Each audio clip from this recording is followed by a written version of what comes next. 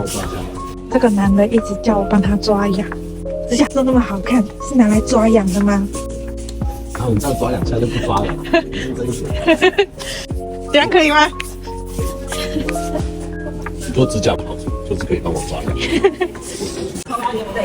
可以了没？那这个是主打。我的手是那个廖北亚吗？